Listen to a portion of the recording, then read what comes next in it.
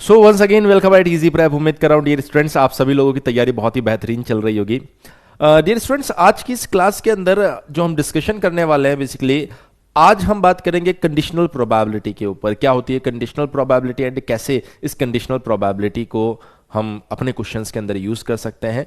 तो without wasting any time discussion start करते हैं। तो आज का जो हमारा टॉपिक है वो है कंडीशनल प्रोबेबिलिटी।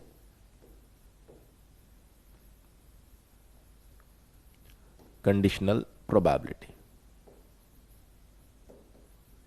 देखिए कंडीशनल प्रोबेबिलिटी की यदि हम चर्चा करें तो कंडीशनल प्रोबेबिलिटी बेसिकली हमें यहां पर ये बता रही है कि किस तरीके से यदि जो सैंपल आपको दिया गया उस सैंपल को हम एक कंडीशन के अंदर बाउंड कर सके। मतलब इस कंडीशनल प्रोबेबिलिटी के अंदर एक इवेंट पहले से हमें गिवन होता है और उस सर्कमस्टांसेस के अंदर दूसरे इवेंट के होने की प्रोबेबिलिटी हमसे पूछी जाती है। जैसे यदि मैं आपसे कहूं कि एक डाइस हमारे पास में, उस डाइस को अगर थ्रो करेंगे तो क्या क्या आपको मिल सकता है, तो आपने कहा सर 1 2 3 4 5 6 कुछ भी मिल सकता है, तो देयर इज नो कंडीशन। पर अगर मैं बोल देता हूं कि एक डाइस हमारे पास में है और उस डाइस से सिर्फ इवन नंबर आता है, तो बताएं वहां पर 2 आने की प्रोबेबिलिटी क्या है। तो यहां पर सैंपल बदल गया। मतलब डाइस में अब 1 2 3 4 5 6 नहीं आएगा, 2 4 6 ही आएगा सिर्फ। तो ये आपने कंडीशन लगा दी, और जैसे आप ये कंडीशन लगा देंगे तो वो जो प्रॉब्लम है वो प्रॉब्लम स्पेसिफिकली कंडीशनल प्रोबेबिलिटी के अंदर आ जाएगी। तो मैं थोड़ा सा आपको डिटेल में इसको एक्सप्लेन करने की कोशिश करता हूं। आप सभी लोग अगर कॉन्सेंट्रेशन के साथ में इस बात को ध्यान से सुनेंगे तो एक एक पॉइंट आपको समझ में आएगा। देखिए क्या बोला गया है, probability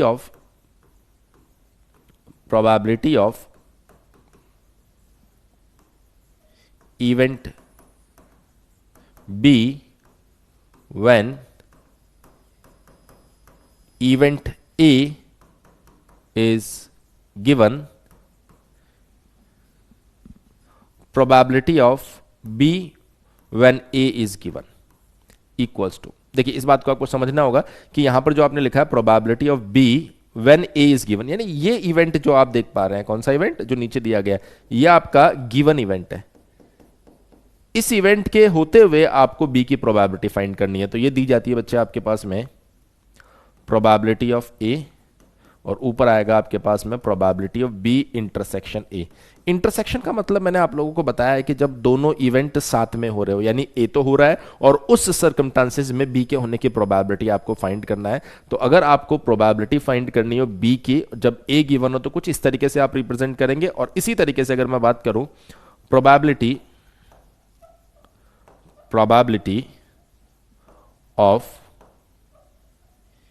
event A when event B is given। तो आप कहेंगे सर प्रोबेबिलिटी ए की प्रोबेबिलिटी फाइंड करना है जब बी गिवन हो। बी गिवन है तो डिनोमिनेटर में आएगा प्रोबेबिलिटी ऑफ बी, एंड ए की प्रोबेबिलिटी फाइंड करना है तो ए इंटरसेक्शन बी। मतलब नॉर्मल सर्कमस्टांसेस में ए की प्रोबेबिलिटी फाइंड नहीं करना है, यहां पर आपको जब बी गिवन हो उस कंडीशन में फाइंड करना है। इसलिए ऊपर आ रहा है probability of A intersection B, यानी बी तो हो रहा है उसके साथ ए के होने की प्रोबेबिलिटी हमें फाइंड करना है। तो दूसरे केस में कौन है आपके पास में, बी गिवन है। दूसरे केस में यदि आप देखेंगे तो यहां पर क्या दिखा दे रहा है, बी गिवन दिखाई दे रहा है। बहुत सी बार जब हम मैथमेटिक्स में स्टेटमेंट लिखते हैं तो स्टूडेंट्स इतना क्लियरली उस बात को नहीं समझ पाते हैं, लेकिन अब जब मैं आपको दो बेहतरीन से एग्जांपल इसके बारे में दूंगा तब आप इस क्वेश्चन को बहुत अच्छे से समझ पाएंगे। तो आपको थोड़ी देर के लिए बने रहना है बिल्कुल, और कॉन्सेंट्रेशन के साथ में एक एक बात को समझने की जरूरत है। देखिए पहला क्वेश्चन मैं स्क्रीन पर लिख रहा हूं, यहां पर लैंग्वेज लिखना यहां पर जरूरी है क्योंकि लैंग्वेज से ही आपको ये सब चीजें क्लियर होती है। तो क्वेश्चन की लैंग्वेज में यहां पर कंप्लीट लिखूंगा। हमें दिया गया 2 dice are rolled once, are rolled once, the probability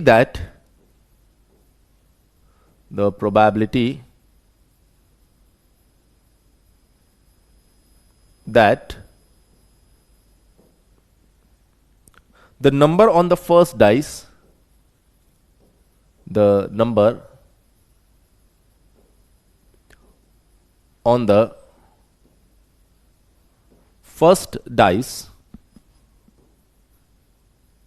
is greater than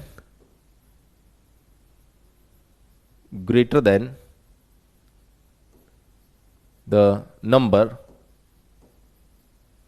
on the second dice, on the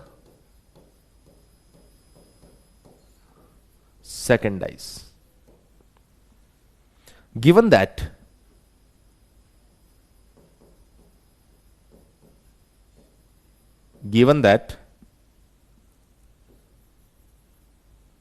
the sum is 7, the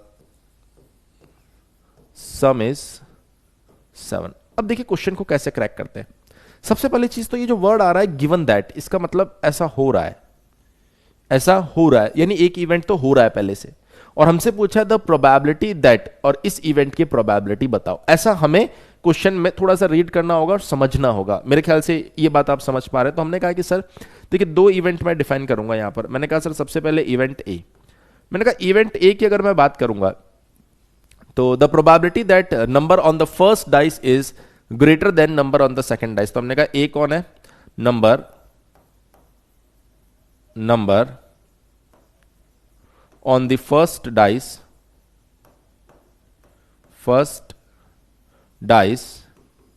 is greater than number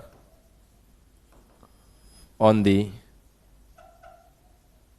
second dice।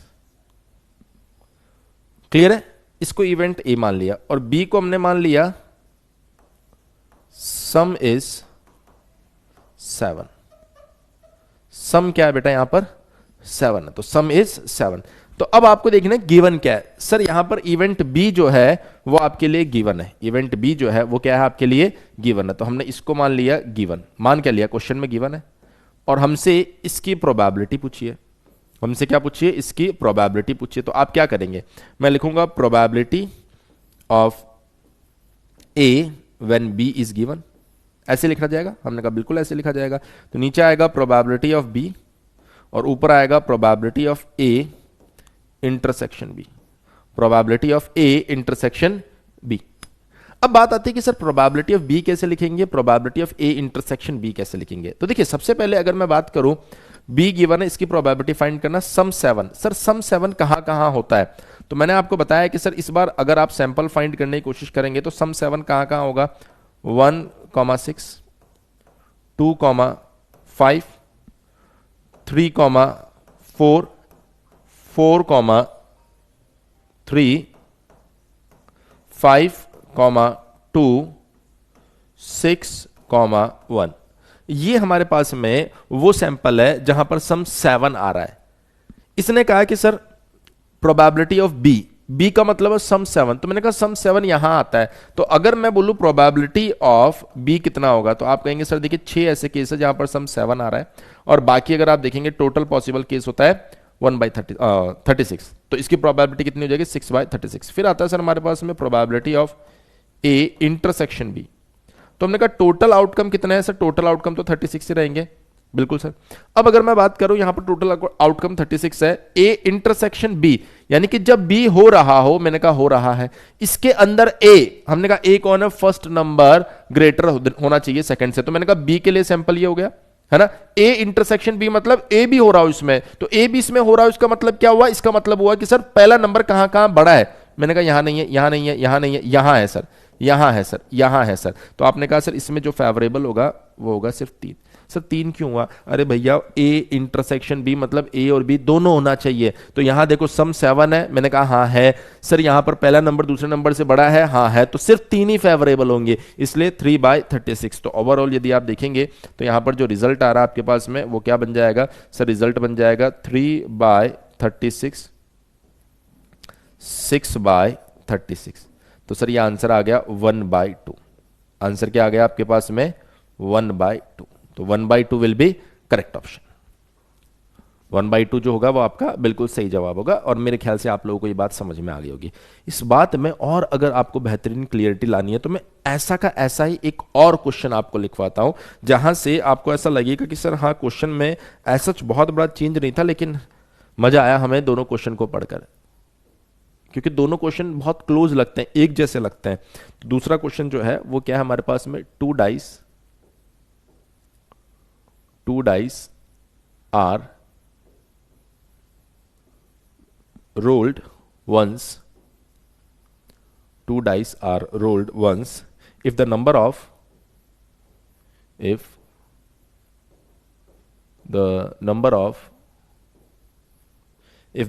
first dice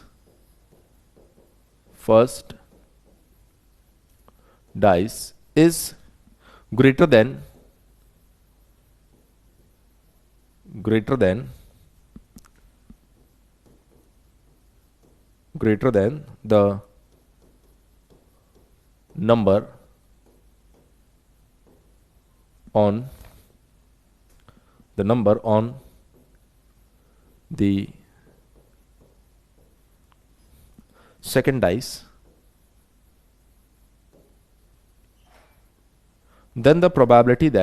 then the probability that the sum is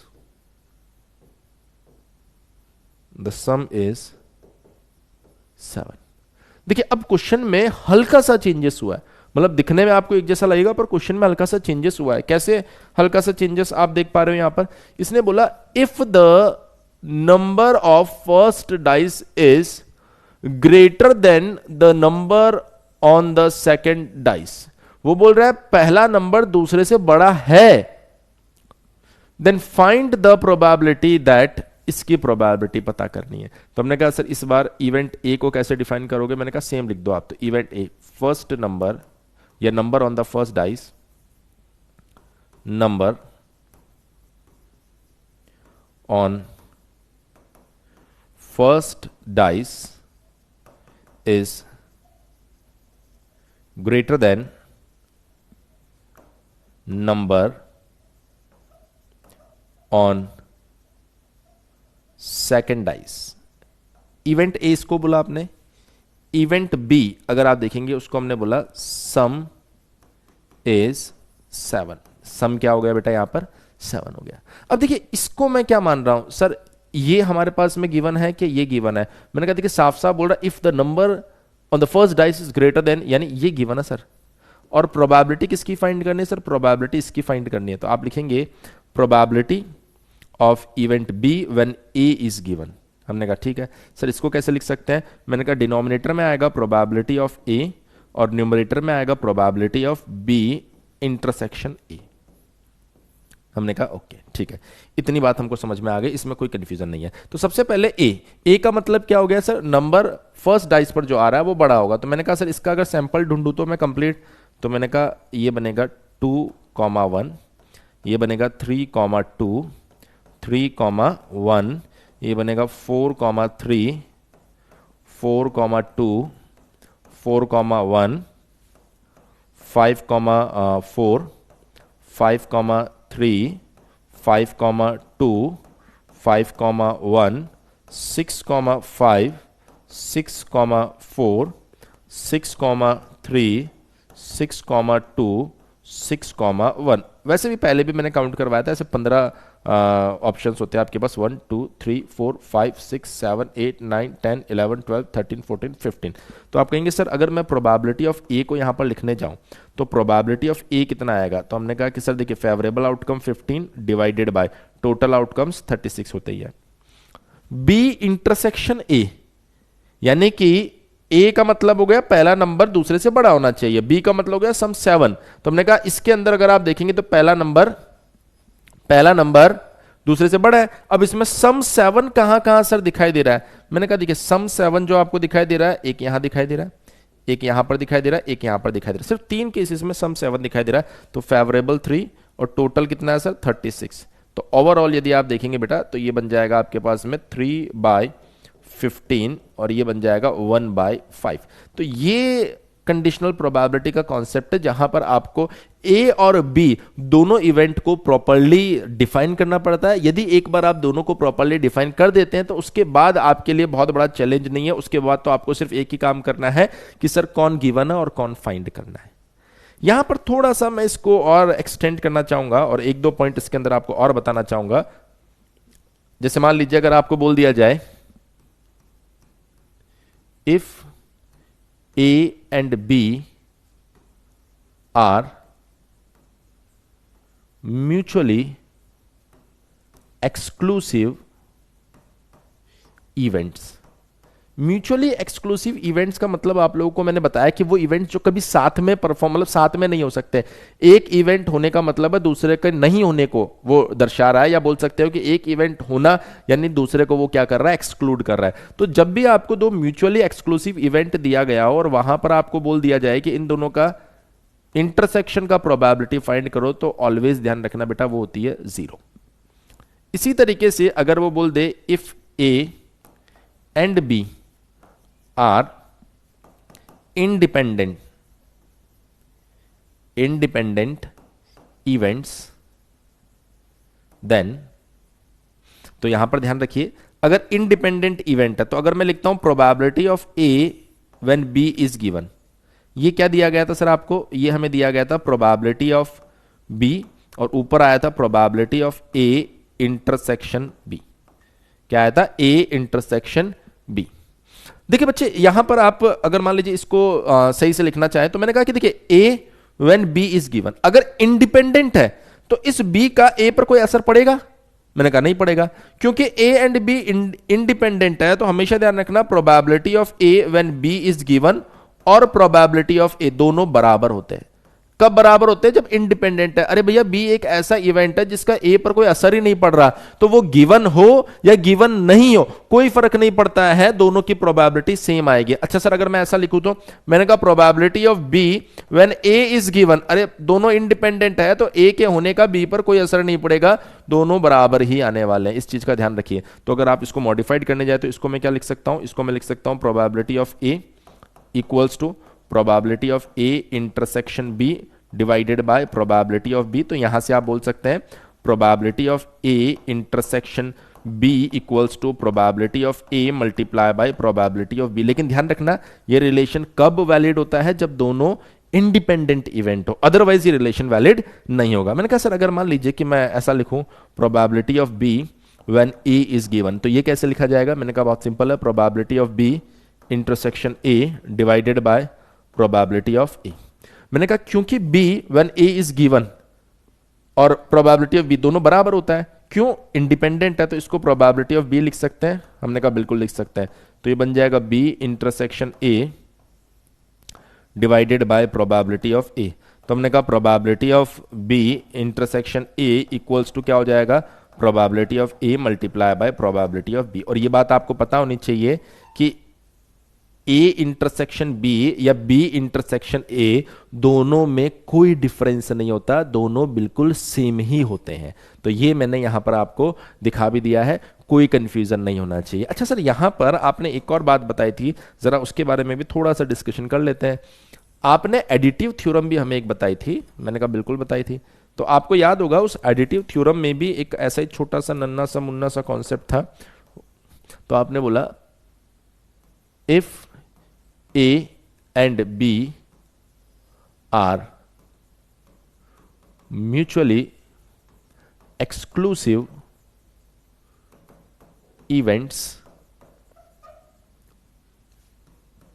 then तो आप कहेंगे probability of A union B equals to probability of A plus probability of B minus probability of A intersection B, ये होता है। तो exclusive है तो ये तो 0 हो जाएगा आपके पास में, तो फाइनली ये क्या बन जाएगा, probability of A union B equals to probability of A plus probability of B. ये बहुत ही बेसिक चीजें होती है जो थोड़ी सी पता होनी चाहिए आपको, क्लियर है। इसके साथ ही अगर मैं आपको बताऊं तो सर अगर कोई बोल दे if A and B are independent events, तो हमने कहा ऐसी कंडीशन में क्या होगा, ऐसी कंडीशन में आप कहेंगे probability of A union B equals to probability of A plus probability of B minus probability of A intersection B. ये बेसिक इक्वेशन आपने लिख दी। हमने कहा probability of A union B equals to probability of A plus probability of B, और इसकी जगह क्या आ जाएगा, probability of A multiply by probability of B. ये कहां से लिखा सर आपने, मैंने कहा जब इंडिपेंडेंट होता है तो देखिए नीचे मैंने इस बात को आपको प्रूफ किया है और समझाया भी है। तो ये भी आपके पास में एक वैलिड रिलेशन है। मतलब रिलेशंस जो है उनको आप बखूबी देख पा रहे होंगे, पर यहां पर जो इंपॉर्टेंट पॉइंट है वो ये है कि कौन सा रिलेशन किस परिस्थिति में, किस कंडीशन में सुटेबल होने वाला है, वो पहचानना बहुत जरूरी है। तो यहां प्रोबेबिलिटी का खेल जो है वो इसी में जाके उलझ जाता है कि सर कहां कौन सा रिलेशन लगेगा, कब आप मल्टीप्लाई कर रहे हैं, कब आप ऐड कर रहे हैं। इन चीजों को आप बहुत बारीकी से समझिए। कौन म्यूचुअली एक्सक्लूसिव है तो वहां पर कौन सा केस लगेगा, अगर इंडिपेंडेंट है तो वहां पर कौन सा रिलेशन आप लगाएंगे। ये बातें अगर आप समझ जाएंगे तो यकीनन आप प्रोबेबिलिटी के क्वेश्चन को, प्रोबेबिलिटी के कॉन्सेप्ट को बहुत अच्छे से पकड़ बना लेंगे उसके ऊपर। चलिए, तो यहां से इसी कंडीशनल प्रोबेबिलिटी को बेटा जब आप आगे एक्सटेंड करेंगे तो आगे एक्सटेंड करने पे हमारे पास में एक बहुत ही इंपॉर्टेंट टॉपिक आता है जिसको बोला जाता है बेस थ्योरम। क्या कहते हैं उसको? Bayes theorem. अब ये बेस थ्योरम क्या बोलती है? देखिए, पहले तो मैं इसका सिंपल सा स्टेटमेंट आपको बताता हूं, उसके बाद में मैं इसको बढ़िया तरीके से एक्सप्लेन भी करूंगा। तो हमने कहा बेस थ्योरम क्या बोल रही है। देखिए सर, स्टेटमेंट ये बोल रहा है if E1 E2 E3 En are mutually exclusive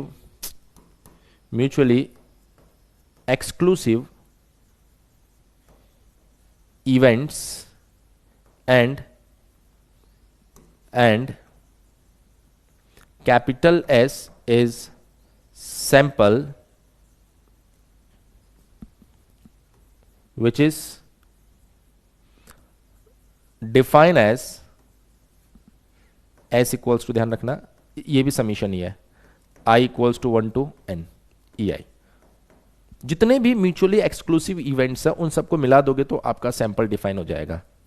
and यहां लिख दो, and A is an arbitrary event, then probability of EI when A is given equals to summation probability of EI, probability of A when EI is given, probability of EI, probability of A when EI is given। यहां पर I equals to 1 to N। बहुत सारे बच्चों को समझ नहीं आया क्या लिख दिया सर आपने। मैं बोल रहा हूं कि यहां पूछा गया है कि सर एक आर्बिट्ररी इवेंट ए हो रहा है, अब वो ए EI को बिलोंग करे, इस बात की प्रोबेबिलिटी निकालनी है। सर थोड़ा डायग्राम से समझाओ। मैंने कहा ध्यान से सुनो। मतलब ये चीज है ना एग्जाम्पल से ज्यादा बेहतर तरीके से समझ में आती है। अभी मैं एग्जाम्पल भी करवाऊंगा, लेकिन ठीक है कभी कभार स्टेटमेंट अगर पूछ ले कोई तो बता सके। मैंने कहा सर ये देखिए एक सैंपल है जिसमें आप देख सकते हैं बहुत सारे इवेंट है, E1 E2 E3 E4 E5। तो इसको बोल दिया E1, इसको बोल दिया E2, इसको बोल दिया E3, इसको बोल दिया E4, ऐसे ये चलता गया और आखिरी वाले को बोल दिया En। तो सारे म्यूचुअली एक्सक्लूसिव इवेंट है। जी सर बिल्कुल म्यूचुअली एक्सक्लूसिव इवेंट है। फिर मैंने कहा एक आर्बिट्ररी इवेंट है जो सभी इवेंट्स को बिलोंग कर रहा है, आप देख सकते हो ए, यह आर्बिट्ररी इवेंट है। तो हम बोल रहे हैं कि यह आर्बिट्ररी इवेंट ए हो रहा है। क्या प्रोबेबिलिटी है कि ये एक स्पेसिफिक EI से बिलोंग कर रहा है? अगर वो प्रोबेबिलिटी फाइंड करनी हो तो आप कैसे लिखेंगे? सबसे पहले तो प्रोबेबिलिटी उस EI के होने की, फिर प्रोबेबिलिटी व्हेन EI हो रहा है और उसमें A इवेंट हो, इस बात की प्रोबेबिलिटी निकालनी है। अगर आप नीचे देखेंगे तो नीचे बता रखा है कि सारे पॉसिबल कंडीशंस इवेंट A के होने की। कैसे सर? मैंने कहा सर देखो इवेंट A जो है, आर्बिट्ररी इवेंट A जो है वो कैसे कैसे हो सकता है। मैंने कहा हो सकता है कि इवेंट E1 हो रहा हो और उस E1 के अंदर वो इवेंट A हुआ हो। मैंने कहा बिल्कुल सही बात है। हो सकता है इवेंट E2 हुआ हो और उस E2 के साथ में वो इवेंट A हुआ हो। मैंने कहा बिल्कुल हो सकता है। तो इस तरीके से आप कहेंगे सर हो सकता है इवेंट EN हुआ हो और उस EN के अंदर वो इवेंट A हुआ है। मैंने कहा हाँ सर बिल्कुल सही बात है, ऐसा हो सकता है। मैं बोल रहा हूं कि वो जो आपका इवेंट है A जो है वो EI को बिलोंग करे तो फेवरेबल हो जाएगा। EI हो रहा है और EI के अंदर ही आपका A हो रहा है। मतलब ठीक है, कुछ कुछ चीजें समझ में आ रही है, पर कुछ कुछ अभी भी थोड़ा सा ब्लर ब्लर आपको दिख रहा होगा, ऐसा लग रहा होगा कि मतलब सर थोड़ा सा मतलब फील नहीं आया अभी कि मतलब क्या करना चाह रहे हो। तो मैंने कहा अब एग्जाम्पल को देखो, फिर इसको रिलेट करेंगे, तब आपको जाके मजा आएगा कि हाँ सर अब समझ में आया what is actually Bayes theorem क्या बोल रही है। हालांकि ये हमें पता होना चाहिए कि Bayes theorem is a special case of conditional probability. खैर हम पूरी कोशिश करते हैं कि हर चीज़ को हम by the help of example समझे, तो अच्छे अच्छे एग्जाम्पल्स मैं डिज़ाइन करके लाता हूँ। Mathematics is all about practice questions, तो क्वेश्चन का गेम है, क्वेश्चन के बिना कंप्लीट हो ही नहीं सकता। तो हमने कहा सर देखिए यहाँ पर एक बहुत अच्छा मैं एग्जाम्पल लिखूंगा। अ box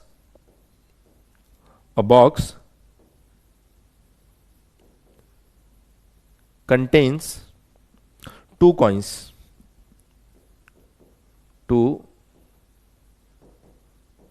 coins, in which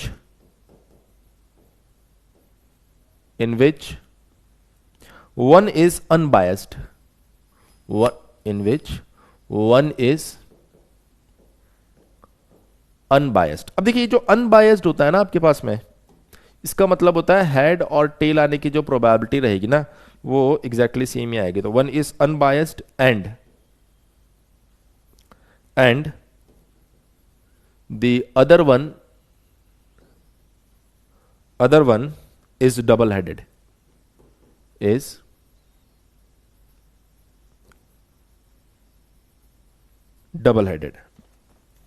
A coin is selected at random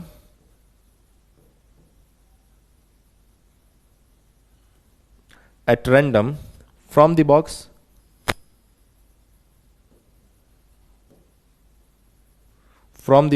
and tossed twice. If two head appears,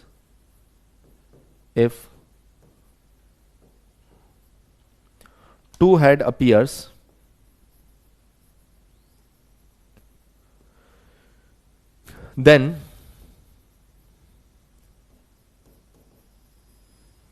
the probability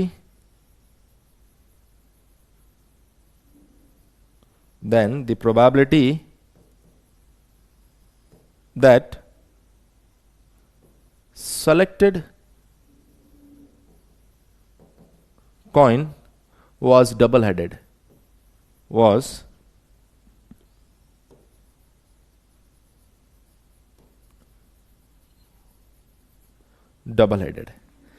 देखिए ये बोल रहा है एक बॉक्स आपके पास में है जिसके अंदर दो तरह के कॉइन है। एक कॉइन है आपका बायस्ड कॉइन, एक कॉइन है आपका अनबायस्ड कॉइन। अनबायस्ड कॉइन का मतलब होता है कि आप वहां से जब भी टॉस करेंगे हेड और टेल आने की प्रोबेबिलिटी सेम है। पर जो बायस्ड है इसका मतलब उस कॉइन के साथ छेड़खानी की गई है, और इसने साफ साफ बोला भी है कि जो बायस्ड कॉइन है वो डबल हेडेड है। डबल हेडेड का मतलब क्या हो गया कि आप कितनी बार भी टॉस करो उसके दोनों साइड हेड ही है, तो हेड ही आना है और कोई आना ही नहीं है। तो इसका मतलब क्या हो गया कि वो एक बायस्ड कॉइन है। तो हमने कहा ठीक है सर। इसने कहा कि हमने टॉस किया और दो बार टॉस किया, मतलब दो बार टॉस किया और दोनों से हेड आया, दोनों बार हमें क्या मिला, हेड मिला। देखिए ये बोल रहा है अ कॉइन इज सेलेक्टेड, एक कॉइन को आपने सेलेक्ट किया और उसके बाद में आपने टॉस किया दो बार और दोनों बार हेड आया। क्या प्रोबेबिलिटी है कि आपने डबल हेडेड कॉइन सेलेक्ट कर लिया। अब देखिए क्वेश्चन को कैसे समझाते हैं। मैंने कहा सर देखिए यहां पर दो म्यूचुअली एक्सक्लूसिव इवेंट है, एक तो है E1 और एक है E2। मैंने कहा E1 का मतलब कौन हो गया, E1 का मतलब हो गया बायस्ड कॉइन, या डबल हेडेड लिख दो, डबल हेडेड। भाई अगर आपने डबल हेडेड चूज किया तो इसका मतलब आपने फेयर कॉइन को चूज नहीं किया है ना। अगर आपने फेयर कॉइन को चूज किया इसका मतलब आपने डबल हेडेड चूज नहीं किया। तो दोनों इवेंट क्या आपके पास में म्यूचुअली एक्सक्लूसिव, तो इसको आप क्या बोल देते हैं, अनबायस्ड बोल दे इसको, अनबायस्ड कॉइन। क्लियर है। हमने कहा कि सर देखिए अगर दो कॉइन है तो इसके चूज होने की प्रोबेबिलिटी 1/2 होगी और इसके चूज होने, इसके सेलेक्ट होने की प्रोबेबिलिटी 1/2 होगी। फिर उसने कहा कि एक आर्बिट्ररी इवेंट है। मैंने कहा क्या है वो आर्बिट्ररी इवेंट। सर वो आर्बिट्ररी इवेंट है कि हम 2 बार टॉस करेंगे। हम क्या करेंगे? 2 बार टॉस करेंगे। तो आप एक बात देखिए, अगर डबल हेडेड कॉइन है तो इसमें आप 2 बार जब टॉस करोगे तो सिर्फ 2 बार हेड ही आ सकता है। लेकिन अनबायस्ड है, उसमें क्या क्या आ सकता है? हेड हेड आ सकता है, हेड टेल आ सकता है, टेल हेड आ सकता है और टेल टेल आ सकता है। हमने कहा ठीक है। तो मैंने कहा ये जो आर्बिट्ररी इवेंट ए आप बोल रहे हो, ये कौन है? सर आर्बिट्ररी इवेंट है कि आप 2 बार टॉस करोगे और 2 बार हेड आएगा। हमने कहा ठीक है, 2 बार हेड आना इस आर्बिट्ररी इवेंट। तो सर इस केस में, डबल हेडेड के केस में 2 बार हेड आने की प्रोबेबिलिटी कितनी है? सर 1 है। देखो ना, इसके अलावा कुछ आ ही नहीं सकता। जब डबल हेडेड है तो कितनी बार भी टॉस करो हेड ही आना है। मैंने कहा अनबायस्ड के केस में 2 बार हेड आने की प्रोबेबिलिटी कितनी है? सर टोटल केस 4 है और फेवरेबल सिर्फ 1/4। तो अब देखो जरा ध्यान से, प्रोबेबिलिटी फाइंड करना है। सर 2 बार हेड आया है आर्बिट्ररी इवेंट ए, पर ये बिलोंग कर रहा है इवन से, इस बात की प्रोबेबिलिटी निकालनी है। उसने बोला ना that selected coin was double headed, इस बात की प्रोबेबिलिटी निकालो कि वो इवन को बिलोंग कर रहा है। तो मैंने कहा ठीक है सर, बहुत आसान है, जैसा हमें सिखाया गया। मैंने कहा हो सकता है कि मैंने पहले इवन सेलेक्ट किया और इवन मैंने सेलेक्ट किया और उसमें 2 बार हेड आ गया हो। मैंने कहा और कैसे आ सकता है? हो सकता है बेटा मैंने E2 सेलेक्ट कर लिया हो और E2 मैंने सेलेक्ट किया हो और उसमें 2 बार हेड आ गया हो। मैंने कहा फेवरेबल कौन सा है? फेवरेबल है कि मैंने E1 सेलेक्ट किया और E1 के अंदर 2 बार हेड आ गया हो, यही फेवरेबल है। हमने कहा ठीक है। तो अब देखो आप, probability of E1 is 1/2। E1 select किया आपने और ध्यान से देखना, E1 सेलेक्ट किया आपने और कौन आ गया सर? यहां पर 2 बार हेड आ गया। इस बात की प्रोबेबिलिटी कितनी है sir? 1 divided by E1 select किया 1/2 और उसमें 2 बार हेड आ गया 1। E2 सेलेक्ट किया 1/2, उसमें 2 बार हेड आ गया 1/4। तो सर जब आप इसको सॉल्व करेंगे तो कितना आ रहा है? मैंने कहा इसको सॉल्व करने से अगर मैं ध्यान से देखूं तो ऊपर आ रहा है 1/2, नीचे क्या आ रहा है सर? नीचे 1/2 तो कॉमन लेके कैंसिल आउट कर दो ना यार, सबसे बढ़िया। मैंने कहा ठीक है। तो ऊपर आ रहा है 1, नीचे कितना आ रहा है? 1 + 1/4। जब मैं इसको सॉल्व कर रहा हूं यहां पर, जब मैं इसको सॉल्व कर रहा हूं बेटा यहां पर, तो ये आ गया हमारे पास में 4 + 1 डिवाइडेड बाय 4 और यहां आ गया 1, तो इट इज 4/5। It is 4/5। तो ये कितना आ गया हमारे पास में? 4/5 आंसर आ गया। इस तरीके से बेस थ्योरम को क्रिस्टल क्लियर वे में समझना पड़ता है। मतलब E1 डिफाइन करो, E2 डिफाइन करो, A डिफाइन करो।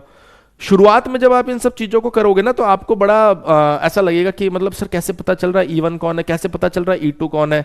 तो बेटा इसका तरीका यही है कि जो क्वेश्चन मैं करवाता हूं ना, उन क्वेश्चंस को आप फिर से पूरा डिफाइन करके सॉल्व करो। प्रोबेबिलिटी में हमेशा इस चीज का ध्यान रखिए कि सबसे पहले जो सर क्वेश्चन करवा रहे हैं उनको प्रॉपर्ली, कैसे सर E1 बोल रहे हैं, कैसे सर E2 बोल रहे हैं, कैसे सर A बोल रहे हैं, हर एक चीज को अच्छे से समझते हुए आप सॉल्व करो। उसके बाद में आप बिना देखे उन क्वेश्चन को सॉल्व करो, उन्हीं क्वेश्चन को। भाई नए क्वेश्चन के लिए तो हम प्रैक्टिस करवाएंगे ना, पर पहले कॉन्सेप्ट तो हो आपके पास प्रैक्टिस करने के लिए। तो कॉन्सेप्ट बनाने का प्रोबेबिलिटी में तरीका यही है कि पहले सर ने जो सिखाया उसको देख देख के समझो कि हाँ इसके बाद ऐसा हो रहा है, ऐसा हो रहा है, ऐसा, फिर उनको बिना देखे सॉल्व करो। मतलब नोट्स कॉपी के क्वेश्चन जो है जब 100% आपके बेस्ट हो जाएंगे ना, फिर आप प्रैक्टिस में उस चीज का बेनिफिट उठा पाओगे। अदरवाइज आपके लिए प्रैक्टिस और डीमोरलाइज कर देगी आपको। चलिए सर एक और क्वेश्चन बताते हैं इसमें, जहां से थोड़ा सा हमको आइडिया लगे कि और कैसे सर अप्रोच कर सकते थे। यहां पर थोड़ी सी लैंग्वेज आती है क्वेश्चन में, इस वजह से मैं पूरी लैंग्वेज लिख रहा हूं ताकि आपको नोट्स बनाने में और अंडरस्टैंडिंग में कोई प्रॉब्लम नहीं हो। देखिए ये बोल रहा है the probability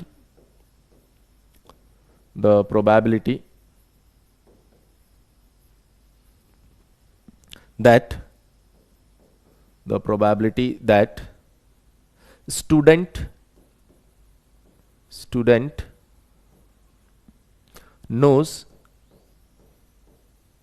student knows the correct answer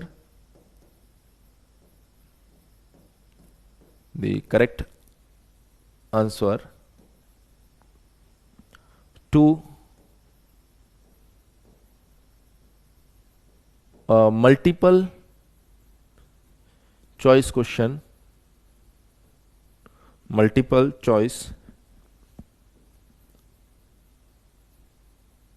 question is 2/3. if the student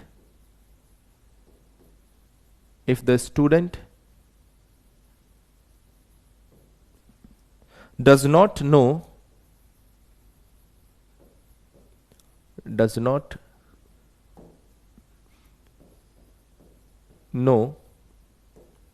the answer, then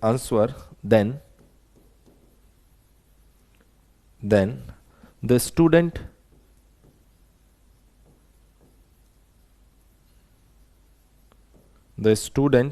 guesses the answer.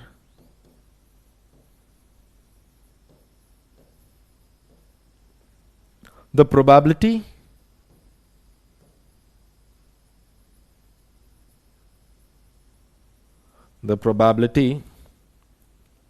of the guessed answer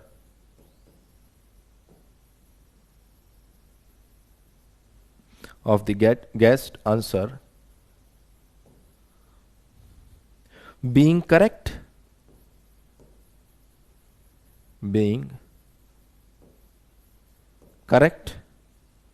is 1/4. Given that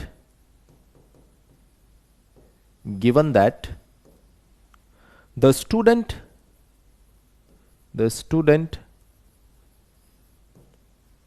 has answered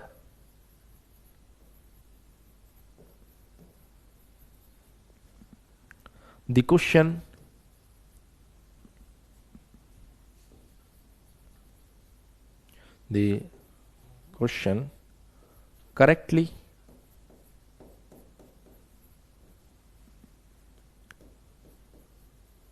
the conditional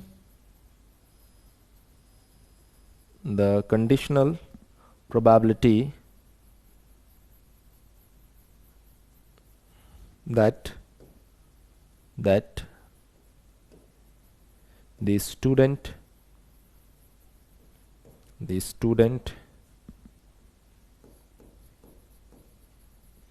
knows the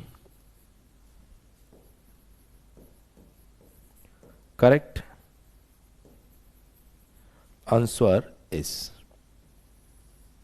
कहानी थोड़ी सी बड़ी लग रही होगी पर बेटा घबराने की जरूरत नहीं है, अगर आप ध्यान से देखेंगे तो एक एक बात समझ में आएगा। उसने क्या बोला है, उसने बोला the probability that student knows the correct answer to a multiple choice question is 2/3। मतलब एक मल्टीपल चॉइस क्वेश्चन है जिसका आंसर स्टूडेंट को पता है, इस बात की प्रोबेबिलिटी है 2/3, यानी कि कॉमन सेंस। नहीं पता है, इस बात की प्रोबेबिलिटी हो गई 1/3। अगर आंसर पता है तो ये इस बात को एक्सक्लूड कर रहा है कि उसको आंसर नहीं पता। अगर आंसर नहीं पता तो कॉमन सेंस उसको आंसर, भाई अगर आंसर नहीं पता है तो इसका मतलब उसने पहले वाले इवेंट का मतलब क्या हुआ, जिसमें उसको बोला गया आंसर पता है, उसको एक्सक्लूड कर रहा है। अरे सर क्या पता है क्या नहीं पता है, कंफ्यूज मत करो। मैंने कहा जरा देखो, मैंने कहा दो ही केस हो सकते हैं, तो म्यूचुअली एक्सक्लूसिव दो इवेंट मैंने बनाए। पहला कौन सा है सर, E1, दूसरा कौन सा है E2। मैंने कहा सर E1 कौन है, मैंने कहा देखो भाई E1 का मतलब है he knows the answer,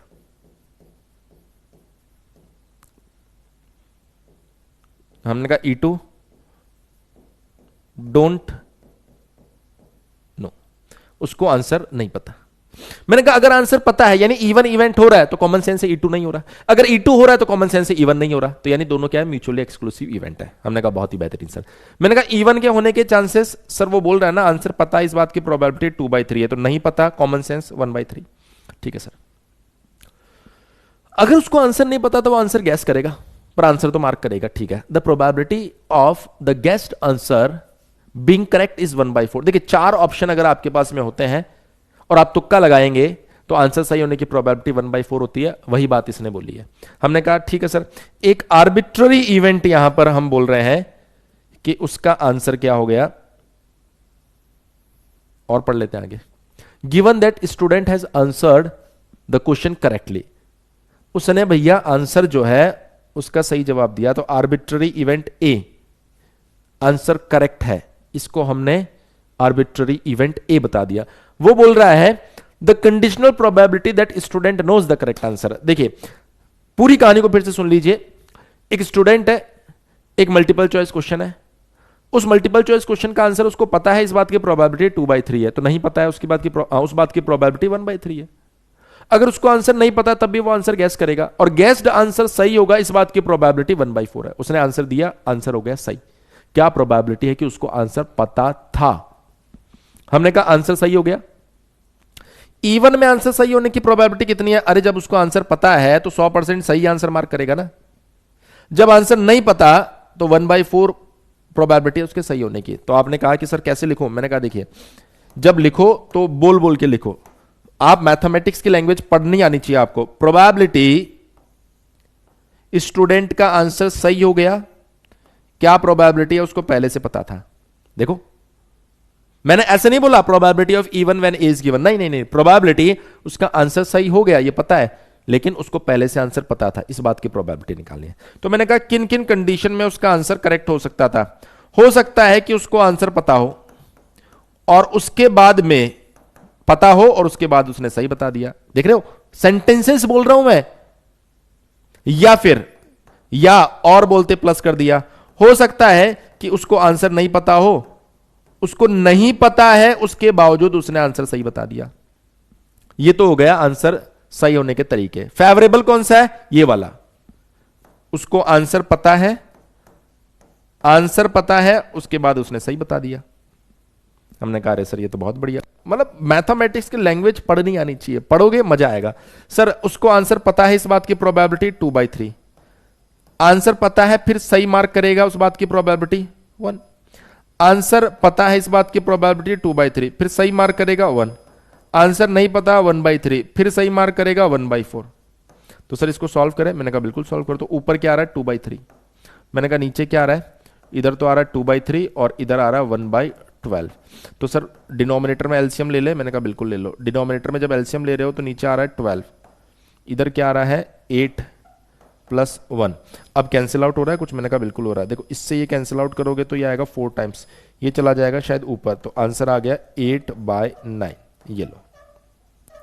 hope question में आपको मजा आया होगा कि हाँ सर वाकई में यहाँ पर कॉन्सेप्चुअल चीजें आप डिस्कस होने लग गई है धीरे धीरे। उम्मीद कर रहा हूँ अगर आप लेक्चर्स को केयरफुली देखेंगे, मजेदार तरीके से देखेंगे, अच्छे से समझेंगे जैसा मैं बता रहा हूँ। क्वेश्चन को कॉपी में लिखो, प्रॉपर नोट्स बनाओ। जल्दबाजी करोगे कि इसी पीडीएफ से सब याद कर लूंगा और इसी पीडीएफ से सब सॉल्व कर लूंगा, 2 दिन में साफ हो जाएगा दिमाग से। प्रॉपरली क्वेश्चन को लिखो, समझो, मैथमेटिक्स के लैंग्वेज को सुनो, सर कैसे पढ़ते हैं। अगर आप भूल जाते हो तो लिख लो कि सर ने इसको कैसे पढ़ा, इसको लिख लो अपनी भाषा में, तभी ये चीजें समझ में आने वाली है। इतनी जल्दी समझ में नहीं आने वाली। मेरे लिए आसान टास्क हो सकता है, पर आपके लिए जो बच्चे पहली बार पढ़ेंगे ना, उसके लिए बहुत मुश्किल टास्क होता है ये। उम्मीद कर रहा हूं मेरी हर बात को अगर आप ध्यान से समझ रहे होंगे, सोच रहे होंगे, अच्छे से पढ़ रहे होंगे, तो आप सब्जेक्ट पे धीरे धीरे कमांड बना लेंगे। एक दिन में कोई भी टॉपर या रैंकर या मैथमेटिक्स से किसी भी सब्जेक्ट का ज्ञाता नहीं बन पाएगा। बार बार मेहनत करनी पड़ेगी, लगातार मेहनत करनी पड़ेगी, तब जाके चीजें सीखोगे। Thank you so much. उम्मीद कर रहा हूं कि आप इजी प्रेप के सभी लेक्चर्स को पसंद कर रहे होंगे। बने रहिए इजी प्रेप के ऊपर, इसी तरह के और भी बहुत जबरदस्त और कॉन्सेप्चुअल लेक्चर्स आगे आने वाले हैं। Thank you so much.